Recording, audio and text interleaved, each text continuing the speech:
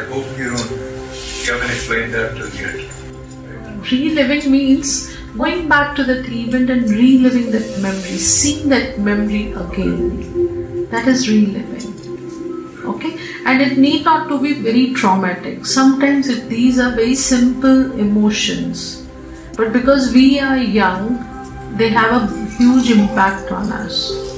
So it's not necessary that when you don't expect that all of your client will go back and it has to be trauma. I had one, I'll give you one more example. One of my clients, and she's from Italy, and she said that, I'm scared of water, and she's the youngest of 5 siblings, and she said, I'm scared of water and I think it might be my past life thing. So when we started the session, I said I wanted to go back to the first time where it started. And she went back to a time when she was very young and she was playing with her brothers, and one of her elder brother was holding her leg and put her into that water. He was dipping her like this.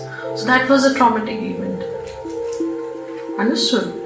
So it's not necessary that it's a funny moment. They were playing around and her just brother felt like doing it, and she could watch that moment and she said, oh my God, it's not even traumatic. But for that child, for that 4 or 5-year-old child, that was trauma, right? So it's not necessary that it has to be traumatic. It can be simple emotions, simple events in our life, but they have huge impact on our psyche. So even if it's a normal event for which your conscious mind, conscious awareness, consciously everybody thinks it has to be traumatic. It's not necessary that it will be traumatic.